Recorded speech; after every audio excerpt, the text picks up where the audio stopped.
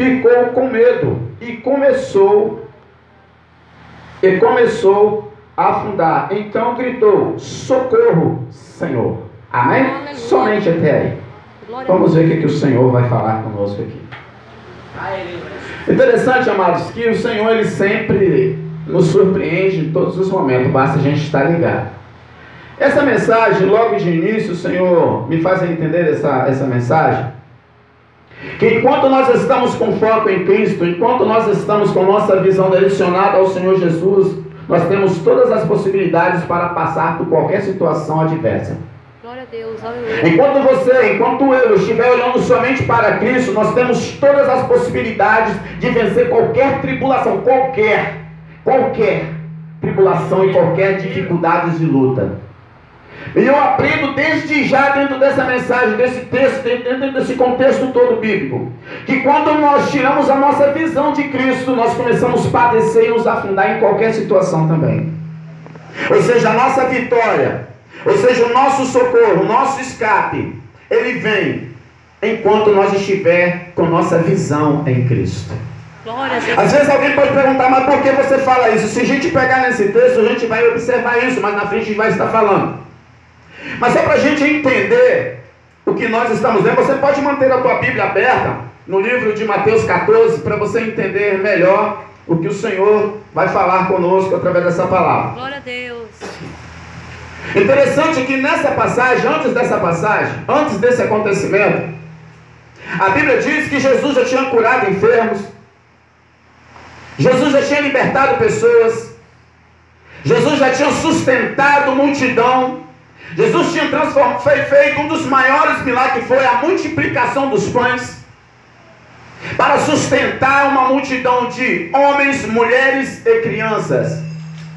Mas interessante, irmãos, que nesse texto, se você começar a observar, depois que Jesus opera esse milagre sobrenatural, porque é um milagre sobrenatural, eu não tenho condições nenhuma. Se você trouxer para mim 10 pães, 5 pães, 20 pães, eu transformar ele nem em 21.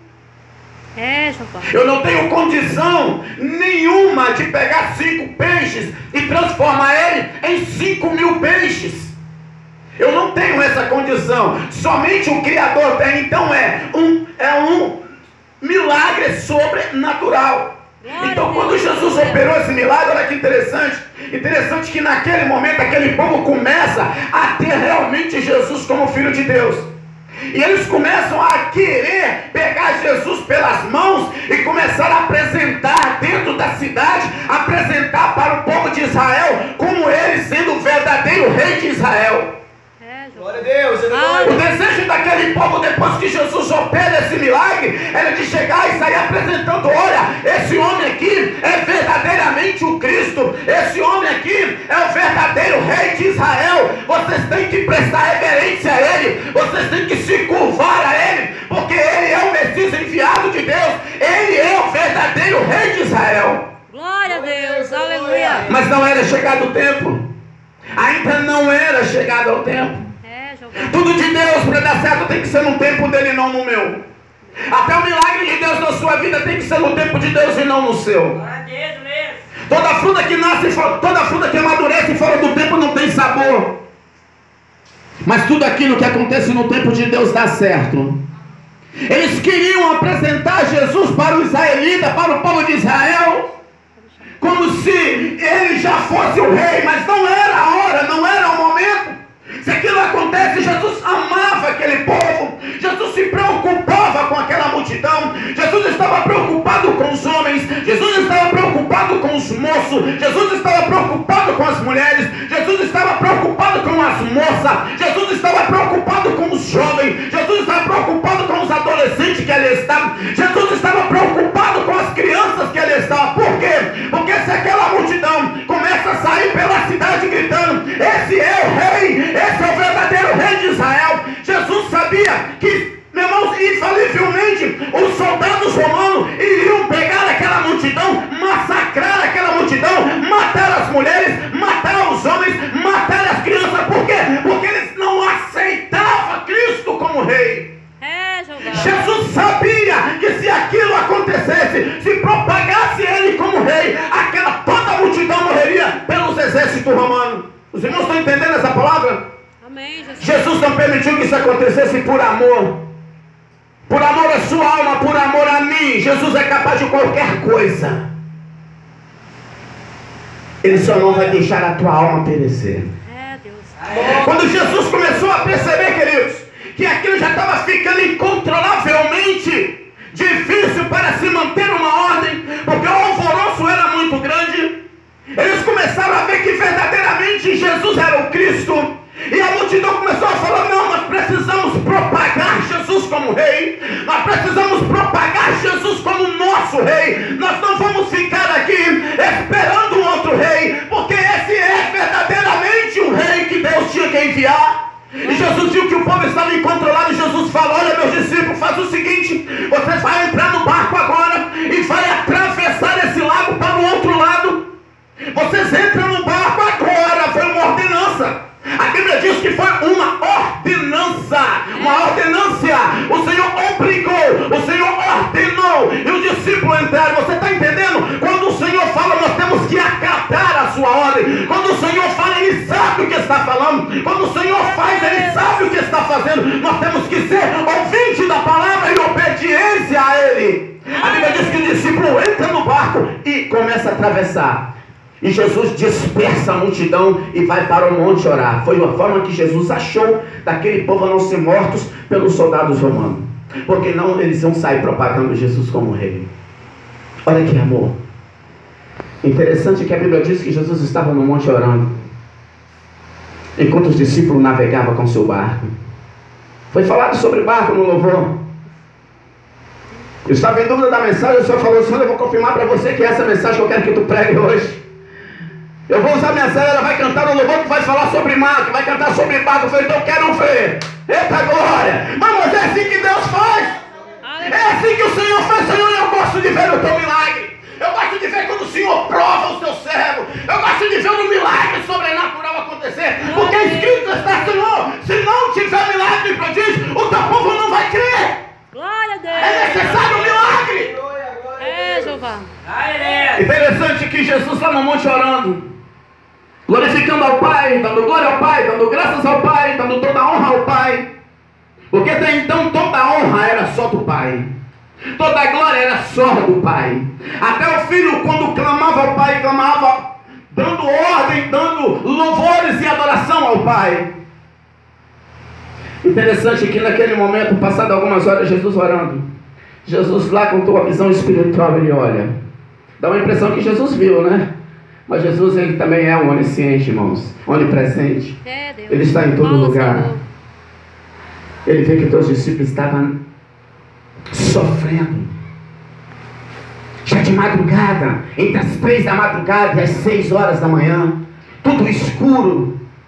E ele começa a observar que os discípulos, experientes com mar, experientes com barco, ali estava principalmente 3 daqueles discípulos, homens experientes com mar, experientes com barcos grandes, barcos de pescas. Jesus começa a observar que eles estavam tendo uma certa dificuldade. O barco não saía do lugar, o barco não se movimentava para frente, somente dos lados, balançava de um lado para o outro, porque a sonda estava muito alta, muito brava, o vento assoprava. E Jesus observa e fala: meus servos estão lá perecendo. É, Deus, fala, Senhor. Não existe aquele momento que parece que você está só entre tantas lutas e tribulações e tantos ventos. É, Pai. Dá uma impressão que Jesus não está olhando para nós, dá uma impressão que Jesus não olha para você, não é? É verdade. Dá uma impressão que parece que Jesus esqueceu de mim. Eu estou só no barco. Eu vou afundar. Interessante que naquele momento, irmãos, que aquele vento assoprava, que as ondas vinham fortemente, quase rachando o barco pelo meio. Jesus estava vindo. Jesus estava observando de longe, mas ele estava observando. Eu costumo dizer, pastor, que o nosso Pai Celestial jamais perde o teu filho de vista. Ele sempre vai estar de olho em você. Ele sempre vai estar contemplando você. Aquele momento que tu acha que ele não está te vendo, ele está de olho em você, porque ele tem compromisso com tua alma. O nosso Pai Celestial nunca vai estejamos ministrando nessa noite para alguém que está ouvindo essa mensagem lá fora. Talvez a mensagem não seja para alguém aqui dentro, talvez seja, mas talvez seja para alguém lá fora. Talvez você ache que o Senhor te esqueceu. Talvez você ache que o Senhor não vê a luta que tu passa. Talvez você ache que o Senhor não está vendo todo esse sofrimento que você está passando. Mas eu quero te dizer, o teu Pai Celestial nunca te perdeu de vista. Ele está vendo o que você está passando. E eu quero te dizer nessa noite, se tu crer, esse mal vai se acalmar. Em nome de Jesus, se tu crer, nessa noite tu andarás sobre a água. Em nome de Jesus, nessa noite, se tu crer, o vento vai se acalmar. Porque nessa noite, Deus quer dizer para você, filho meu, eu nunca esqueci de você. Aleluia, Deus. Sharai, Manai. Interessante, amados, que antes, pastor, que antes dos discípulos entrar no barco deles e ir para o mar, eles deixaram um barco de reserva na beira do lago. Eita glória. Vocês vão entender o mistério de Deus aí. Deus, fala, Senhor. Mas, Senhor, a gente vai entrar nesse barco aqui. Se você olhar lá no livro de João, vai contar essa mesma história. Nós vamos pegar o nosso barco, a gente vai deixar um barquinho aqui, para quando o Senhor terminar de falar com o Pai, o Senhor desce. Aí o Senhor pega esse barquinho aqui. Isso é natural do homem, né, irmãos? Às vezes nós temos essa, vamos dizer assim, esse erro, um erro humano, de achar que o nosso Deus precisa da minha ajuda humana para operar milagre. Não, o teu Deus não precisa, não. Pai, fala. Olha, Alberto, eu vou deixar esse barquinho aqui. Aí quando o Senhor descer do monte, o Senhor pega esse barquinho aqui e vai remando, que o Senhor vai nos encontrar no alto mar. Ou então o Senhor vai nos encontrar lá do outro lado. Ei, o teu Deus não precisa de ajuda para operar milagre na tua vida. Ele vai operar e pronto. Glória a Deus, glória a Deus. Quando Jesus viu que os teus discípulos, teus filhos estavam sofrendo, os teus irmãos estavam sofrendo, os teus servos estavam sofrendo, a Bíblia diz que ele desce do monte. Como ele desceu, eu não posso te falar porque a Bíblia não diz. Mas eu posso te dizer uma coisa: ele foi traslacado pela fé do monte até as águas. Aleluia. E a Bíblia diz que ele começa a andar sobre as águas. Olha que forte. Era noite. Era um momento era um horário difícil para se ver. O que eu costumo dizer, irmãos, que a igreja está vivendo o período da noite. A igreja não está vivendo o período do dia. A igreja do Senhor Jesus está vivendo o período de trevas. A igreja do Senhor Jesus está vivendo um momento de escuridão. Nós não estamos na luz. Nós estamos na luz porque estamos em Cristo, mas a igreja vive em trevas. Pai. À meia-noite um dia vai acontecer um grande clamor. Aí sim vem a luz do Senhor. Nós estamos vivendo em trevas, por isso temos que ser a luz desse mundo. Você que é a luz, você não é a treva, mas você vive no mundo de trevas. A igreja vive no mundo de trevas. Nós temos que ser a luz. Nós temos que brilhar nessas trevas. Nós temos que brilhar nessa escuridão. Mas brilhar como? Nós temos que ter Cristo em nossa vida. Glória a Deus, aleluia. A Bíblia diz que Jesus começa a andar sobre as águas. Nós vamos entender, antes de Jesus chegar perto do barco, nós vamos entender que aqueles discípulos que andavam com Jesus, que comia com Jesus, que cantava com Jesus, que aprendia de Jesus, que viu os milagres de Jesus, que Jesus fazia, ainda não conhecia Jesus. Pai, aleluia. Não adianta eu ter 32 anos de evangelho como eu tenho e eu não tenho intimidade com Deus. Glória a Deus. A gente se depara com vários tipos de crentes. Eu não estou falando adorador, estou falando de crente. Eu não estou falando de servo, estou falando de crente. Todo mundo crê em alguma coisa, então ele é crente. Eu não sei em quem, mas é crente. Uns é crente em Buda, outros é crente em Maomé, né? Porque ele crê em Buda e crê em Maomé. Um é crente em demônio, porque crê em demônios. Eu sou crente em Jesus, eu creio em Cristo. É diferente. Mas existem muitas pessoas que se intitulam servos, mas ainda não conhecem o teu Senhor. Todo servo tem que conhecer o teu Senhor. Todo servo tem que conhecer os hábitos do seu Senhor. Todo servo tem que conhecer a forma que o meu Senhor gosta que eu coloque esse microfone. Talvez o meu servo não gosta que eu coloque a Bíblia desse jeito. O meu Senhor, ele gosta que eu coloque a Bíblia atravessada. Eu, como servo, tenho que entender e conhecer e saber a forma que o meu Senhor quer que eu trabalhe para Ele. O empregado tem que saber a forma que o teu patrão gosta que ela arruma a sua cama. A empregada tem que saber de que forma a tua patroa, a tua senhora gosta que ela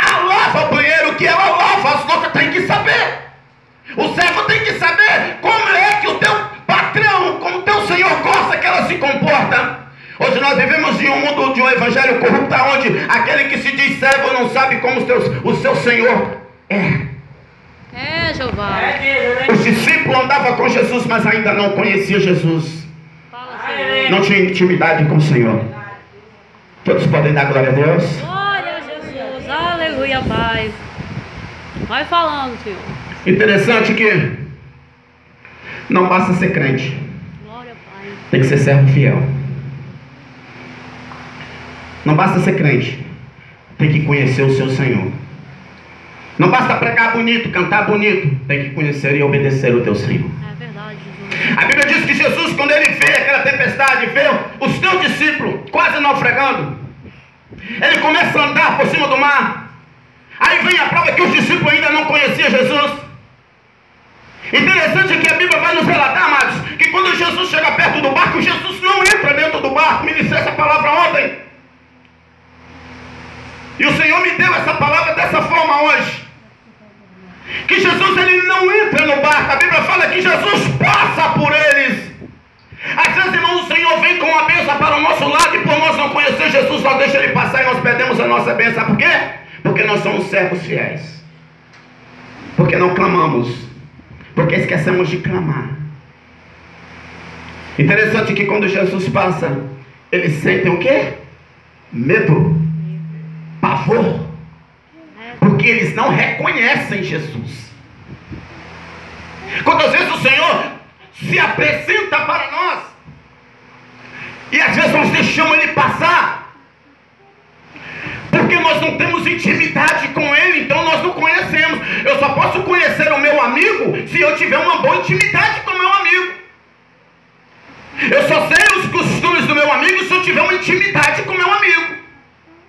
Eu só vou saber os interesses e conceitos do meu Senhor, do meu patrão, se eu tiver uma intimidade com ele, se eu for próximo a ele. Isso nos mostra que os discípulos não tinham uma intimidade com o Senhor. É, Senhor. Porque eles não reconheceram o Senhor. É verdade, Pai. Eles falam, isso aqui ali é um fantasma, e começaram a ficar com medo. Quando nós começamos a nos afastar do Senhor, por algum motivo ou outro, eu costumo dizer que motivos nós até temos para afastar a presença do Senhor, mas nós não temos razões para isso. Motivo todo mundo aqui tem. Quem é aqui que não passa prova? É verdade. Quem é que não passa luta, irmãos? Qual é o momento que às vezes não dá, que não vê aquela vontade de largar tudo? Senhor, olha, eu não vou mais. Eu não quero cantar mais, eu não quero pregar mais, eu não quero pastorear mais, eu não quero liderar mais, eu não quero discipular mais, eu não aguento mais, a minha luta está insuportável, Senhor, eu não aguento, eu estou afundando. Quem é que nunca passou por isso? Aí você começa a fazer uma reflexão da sua vida, você vai ver que tem pessoas que não te entendem, você vai ver que pessoas te criticam mais do que te ajudam, aí você vai começar a ver vários motivos para não fazer a obra, você vai encontrar vários motivos para não adorar ao Senhor, mas quando você vai procurar uma razão, você não vai encontrar. A única razão que você vai encontrar, sabe qual é? Eu tenho razão para te adorar, Senhor, porque tu morreste na cruz do Calvário para me dar a vida eterna, eu sou grato a ti, ó Deus. Aí você vai encontrar razão para não sair. Aí se você começar a vasculhar mais, você vai encontrar muito mais razão. Você vai encontrar uma razão principal, que se tu ficar na presença, tu vai morar na vida eterna com Cristo. Agora se tu sai da presença, você perde o direito da vida eterna. Eu costumo dizer, é verdade, Jesus, que ir para o céu sem encontrar com Jesus não tem valor. É, meu Deus, fala assim. Você tem que ir para o céu para encontrar com Jesus, viver a vida eterna com Cristo. Mas para isso acontecer, eu preciso reconhecer e conhecer o meu mestre, o meu Senhor. Glória a Deus. Quando eles viram Jesus andar no cimo do mar, eles falam, aquilo ali é um fantasma. E Jesus responde de lá, não sou eu um fantasma, eu sou aquele lá, que estava lá do outro lado da ilha, transformando, multiplicando pães, multiplicando peixes. Vocês me viram lá, não é possível que vocês não me conhecem. Irmãos, quantos milagres Deus tem feito em tua vida? Quantos livramentos Deus tem te dado? Quantas bênçãos Deus tem me dado? E será que eu ainda não reconheço Shai de humanas. Fala, Jesus. Glória a Deus. Glória. Você sabe qual é a hora que eu desreconheço o meu Deus? Quando eu começo a olhar para trás. Quando eu começo a desprezar os princípios de Deus. Perdão a garganta, tá, irmãos? A gente usa a garganta todo dia, não é fácil. Amém, Senhor. Sabe quando nós começamos a não conhecer mais o nosso Deus? Quando nós passamos a ser ingrato com Ele. Quando nós não paramos para ver os milagres que Ele já fez em nossa vida e ser grato a Ele. É Deus, É aí que nós começamos a dizer: Senhor, eu não te conheço. E quando Jesus fala assim: sou eu o mestre de vocês, sou eu o discipulador de vocês. Aí levanta-se um chamado Pedro, porque o livro de Mateus Pedro se destaca muito no livro de Mateus. Não dá pra gente falar sobre isso, mas você vai entender. Glória a Deus, aleluia. Você vai entender. Pedro, ele é um destaque do livro de Mateus. Mas se você olhar, é por fatores positivos. Porque até aquilo que parece ser negativo, pastor, na vida de Pedro, até aquilo que parece que Pedro foi errado, tem um aprendizado muito forte e espiritual. Então toda a colocação de Pedro no livro de Mateus é construtiva e principalmente para a nossa vida espiritual. Pedro se levanta e fala: mestre, já que tu está falando que é tu mesmo, mas ele não reconheceu o próprio mestre. Você reconhece o teu Senhor? Se Jesus falar com você hoje, você vai reconhecer a voz dele. Se você não reconhecer, é porque você ainda não é ovelha. Porque toda ovelha conhece a voz do seu pastor. Glória a Deus. Glória a Deus. Aleluia. Pedro ainda não era ovelha, mas um dia se tornou uma das mais puras ovelhas do Senhor. Mestre, já que és tu, então me chama. Olha só, irmão, me deixa aí até ti. Me chama que eu vou lá. Ah, você vem mesmo, Pedro? Então pode vir. Meu Interessante, amados. Quando eu falo que toda parte que parece negativa da vida de Pedro é positiva, tem pessoas que não concordam muito com a minha teoria. Não é a teoria bíblica, não é teoria minha, não. É verdade, sim. Eu já vi muitas pessoas criticar Pedro porque Pedro afundou. Mas eu nunca vi ninguém, nem os apóstolos, ter a mesma atitude de Pedro. Ter coragem de ir. Sabe o que é isso, pastor? Te criticar é fácil. Me criticar é fácil. Te criticar é fácil, irmãos. Mas tem a atitude que vocês têm, são poucos. Aleluia. É, Senhor. Fala, Pai. Falar que Pedro afundou é fácil, mas ter a coragem de ir por cima das águas ninguém teve, só Pedro teve. Talvez se criticar é fácil, mas ter coragem de estar aqui glorificando a Deus, só você teve. É, Deus. Meu Pai. Talvez te criticar porque tu és cristão é fácil, mas sem cristão eles não têm coragem de ser. Glória a Deus. Pastor, talvez te criticar porque tu abriu essa porta aqui, vai surgir muitos, eles têm coragem para criticar, mas não tem a coragem de tomar a frente e falar: eu estou aqui para ganhar alma para Jesus. Glória a Deus. Temos que ter a atitude de Pedro. Nunca vou criticar Pedro, eu queria ser como ele.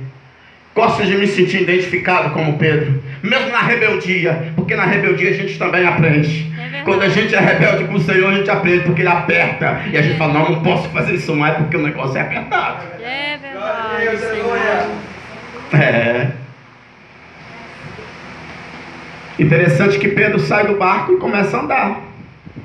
Quando eu falei essa mensagem, enquanto você estiver focando para Jesus, você anda por cima da dificuldade, você passa por ela. Enquanto você estiver olhando somente para Jesus, você vai passar no meio de qualquer vida, qualquer levante do diabo, tu passará por ele e esse levante cairá por terra. Mas a tua visão tem que ser Cristo.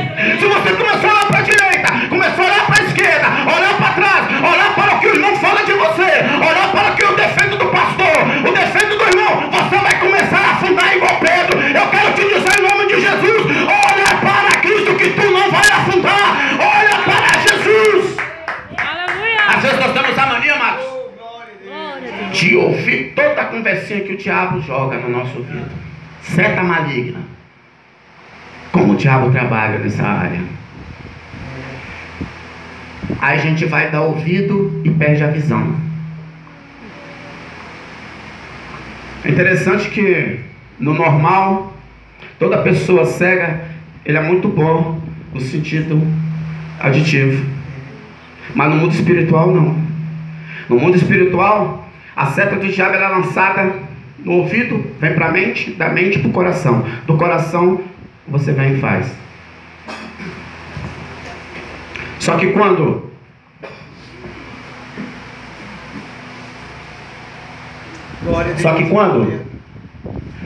o inimigo consegue lançar uma seta e você deixa aquela seta entrar no teu ouvido, nós ficamos cegos espiritual, porque nós perdemos a visão principal, que é Cristo.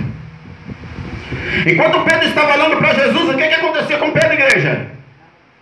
O que acontecia com Pedro enquanto Pedro estava olhando para Jesus? Ele estava andando sobre as águas. Mas quando Pedro começa a olhar para aqueles que estavam lá atrás, falando: Pedro, você é doido, Pedro, você vai morrer afogado, Pedro, você vai afundar, Pedro, o que você está fazendo? Pedro, você vai se afogar, mesmo porque ele não ia se afogar. Mas eles estavam falando. Quando Pedro olha para trás, o que acontece com Pedro? Pedro afunda. Por quê? Porque ele perdeu o foco, ele perdeu a visão principal. Qual é a visão principal? Cristo. Deixa eu falar, deixar clareza para tua mente hoje, ó. O teu alvo principal é Cristo. Olha somente para Ele. Não ora para o disse nem disse. Não ora para quem diz: sai daqui, ei, vem para minha obra, ei, vai para lá. Não olha isso. Olha para Cristo. Ei, Cristo tem que ter o seu teu alvo espiritual. E toda vez que você olhar para Cristo, você vai passar pelas dificuldades. Naquele momento Pedro começa a afundar. Mas é interessante, outro ponto positivo de Pedro, por isso não posso criticar ele por afundar. Um dos primeiros pontos positivos de Pedro, ele teve a atitude de descer do barco sozinho, pastor. Se fosse eu, não ia. Por isso que eu falo, a vez de criticar é fácil, mas talvez eu não tenha coragem de tomar atitude, tomar iniciativa que você. Pedro tomou iniciativa, ele pisou e não afundou, mas ele estava olhando para Jesus. Ele começa a dar o primeiro, o segundo, o terceiro passo e não afunda, olhando para Jesus. Mas quando ele tira a visão de Cristo, quando ele tira o foco que é Cristo, ele começa a afundar. Mas aí vem outro ponto positivo, ele fala: mestre, me socorre. Às vezes perecemos porque não temos coragem de clamar por socorro. Deixa eu te falar, mesmo você afundando, Jesus ouve o teu clamor. É Deus. Porque a Bíblia diz: ainda que tu caia, tu não ficará prostrado, porque eu estenderei minhas mãos, te levantarei e te colocarei de pé. A intenção do Senhor não é te ver caído, a intenção do Senhor é te levantar, embora que tu caia. Ele está pronto para te levantar. Pedro mesmo afundando, ele falou: mestre, me socorre, porque eu estou afundando. O Senhor estende as mãos e o traz à tona novamente. Glória a Deus. E olha que interessante. Aleluia. Segura nas mãos de Pedro, Jesus entra no barco. Só de Jesus entrar no barco, tudo se acalma. Eu não sei, amados, talvez estejamos ministrando nessa noite para alguém que está passando por um vento que você acha que acabou. Talvez hoje mesmo você chegou a falar assim: não dá mais para mim, acabou. Vou pegar minha roupa, vou botar numa mochila, vou botar numa mala e vou sair, porque eu não aguento mais. Mas deixa eu te falar, deixa Jesus entrar no seu barco da história. Deixa Jesus entrar no seu barco, porque toda vez que ele entrar, tudo se tornará novo. A Bíblia diz que só de Jesus entrar no barco, o mar se acalmou, o vento parou. Às vezes a causa de tanta tribulação em nossas vidas, irmãos, é quando nós não permitimos que o Senhor entre dentro do nosso barco. Aleluia, glória. Era o horário mais difícil que os discípulos estavam passando naquele momento, aquela luta. Pedro, ele pediu ajuda. Ainda que Jesus falou: Pedro, você teve muito pouca fé, mas ele teve iniciativa. Às vezes a nossa fé é muito pouca, amados, mas nós podemos clamar. É verdade, Senhor. Amém. Glória a Deus. Nós podemos clamar. Pedro mesmo afundando falou: mestre, me socorre. Aleluia, Senhor. O que nós não podemos é deixar de clamar a Ele. No segundo episódio que fala sobre o mar, sobre Jesus acalmar a tempestade, nós vemos outro milagre muito maravilhoso. Só que existe um ponto muito diferente.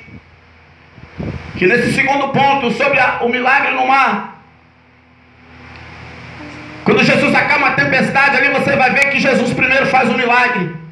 Jesus primeiro acalma a tempestade. Mas nesse texto não. Jesus ele corrige primeiro. Porque tem tão pouca fé. É Deus. Não é isso, pastor? É verdade, Senhor. Homem de pouca fé. O Senhor cobra primeiro e depois ele faz o milagre. Existe diferença, existe um momento que nós precisamos entender que o milagre é para já. Jesus age imediato, Jesus age na hora. Glória. Mas existe um momento que nós precisamos entender o tempo de Deus. É, Senhor. Nós sabemos que no momento de aflição nós ficamos desesperados e até mesmo esquecemos que Jesus está do nosso lado, está no barco. Nesse segundo episódio desse mar calmo, bravo que o Senhor se torna calmo.